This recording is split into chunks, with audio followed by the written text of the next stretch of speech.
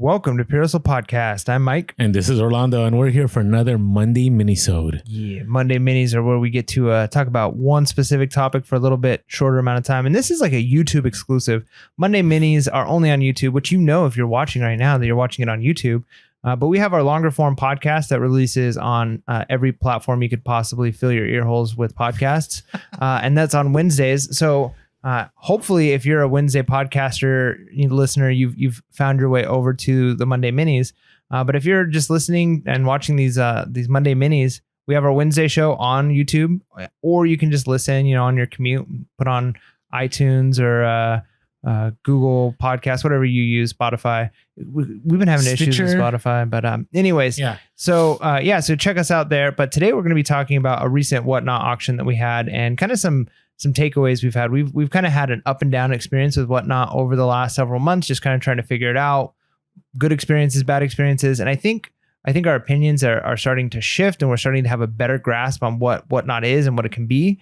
And we had a huge 5-hour long, massive mega auction, and from that we learned a lot of things. We have some takeaways that we want to bring up in case you're considering doing a Whatnot auction. Maybe you are a Whatnot auction expert and you're listening to this. Maybe critique us. Let us know in the comments below. What are some other things that maybe are important about Whatnot auctions to be successful? Either way, hopefully you learned something and or can contribute to the discussion here. And by the way, real quick, if you're watching this right now and it has not been, was it 6 p.m. Pacific Standard Time? Yeah. We are having a Whatnot auction tonight. Monday. Tonight. Yes. Tonight, September 19th, 6 p.m. Pacific Standard Time. Go to the link below. You'll get a free $15 credit to purchase. It doesn't have to be from us, but it'd be nice if it was, or anybody else. It's a great deal. You just sign up and free $15. Yeah. I mean, where else can you get free money these days? And even if it's past Monday, the 19th, and you missed it, check out the link. It might still be active and you might still be able to get that $15. And you can buy from anybody, like we said. Of course, we'd love to. Yeah, support other sellers. Yeah, we'd love for you to buy from us, but we'd love for you to at least check out Whatnot, and what better way to do it than almost for free, right? I think you got to pay for the shipping, but when you got $15 to cover a lot of items, that might go a long way. So some takeaways here. The first one was advertising ahead of time is a big deal, right? We were able to get, we had a consistent 60 people. I mean, towards the end, it was getting to like 40, 50. But I think a lot of it had to do that we pushed this out. Like we were already talking about it a week before. Yeah. Right. We already had, we talked about it on the podcast.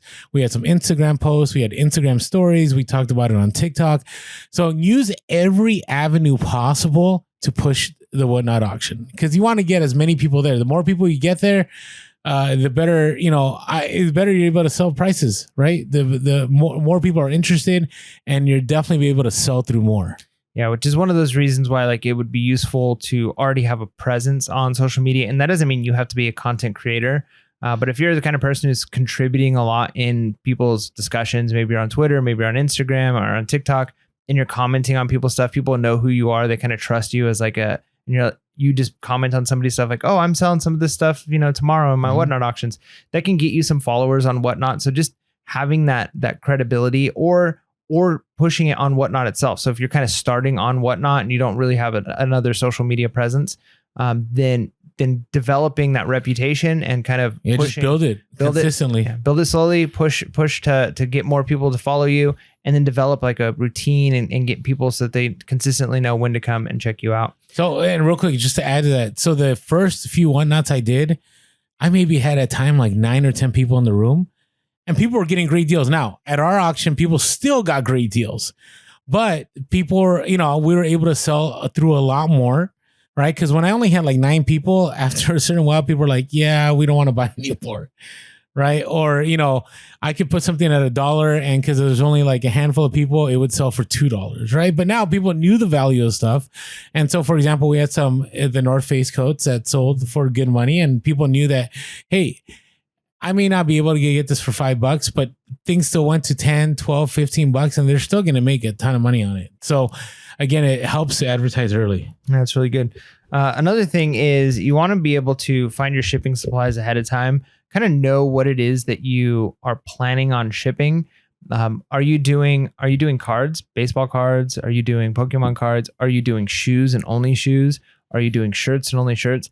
And one of the things is you can kind of have the misconception that, hey, all I'm shipping are shirts, or all I'm shipping are like shirts and some sweaters, so I only need small poly mailers.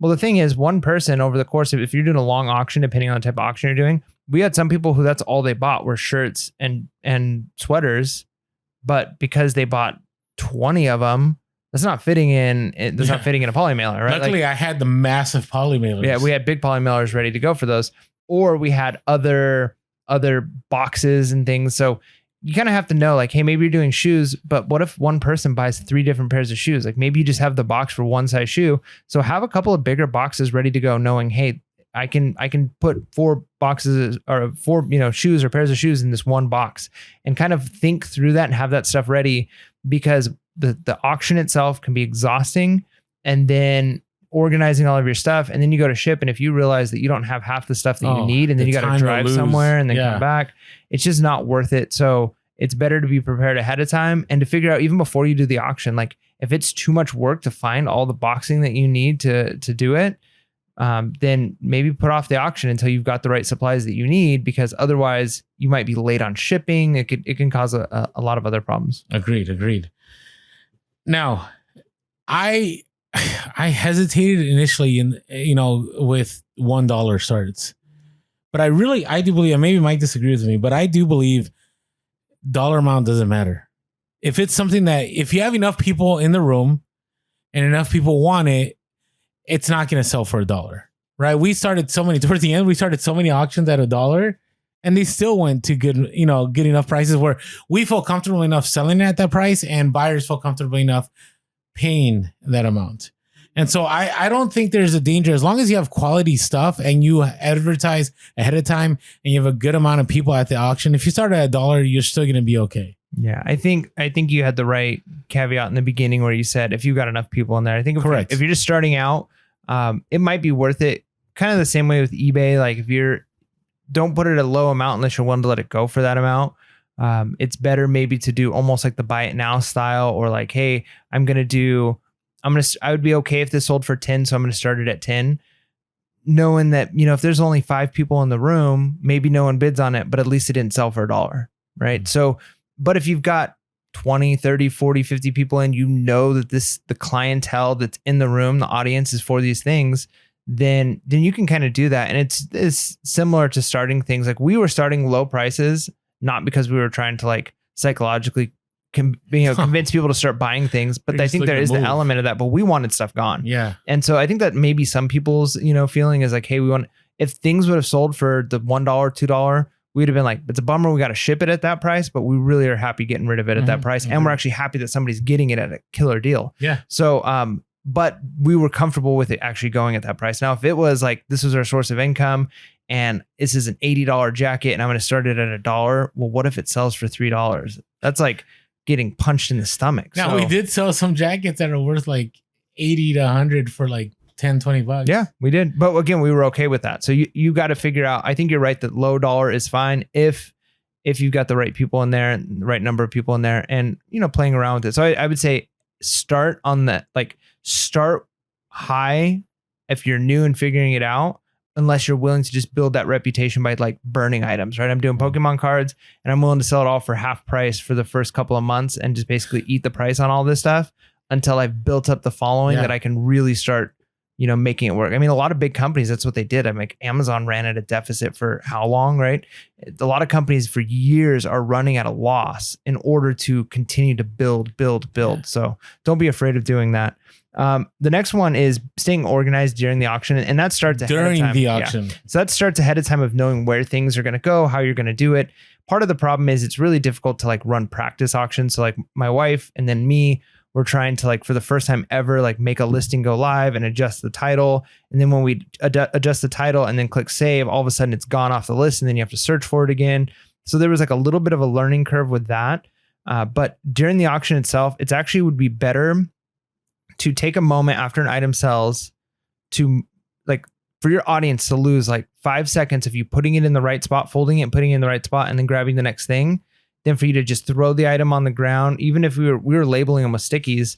Well, the problem is we'd label it with a sticky and then we'd put it in a pile and then it would get mixed up with other things. And then we'd say, okay, sweater number 7. And it's like, well, there's the sweater pile that was organized when my wife was here because she was there at the beginning and then she left. Or is it in this random box that has sweaters, shirts, and shoes and jackets? And then we got to dig through and be like, this is shirt 3 and sweater 7 and you're digging through and like, oh, here's the piece that fell off.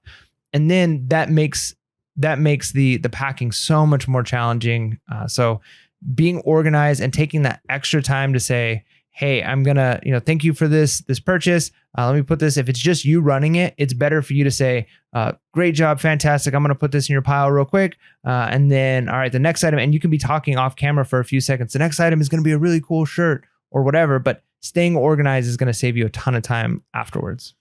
Agreed. And the last one is keeping that energy. I don't know what it is, but this is the one that most people do not like doing on Whatnot, right?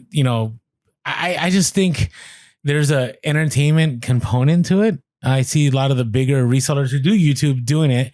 And I've seen others that they're not engaging with their audience. I've even seen some do like little, like they're not like podcasts, but they're like YouTube live streams. Like they stop their selling and they're just talking to their audience. So they build up their audience. And I felt that us keeping that energy alive kept the sales going. Like people didn't walk away.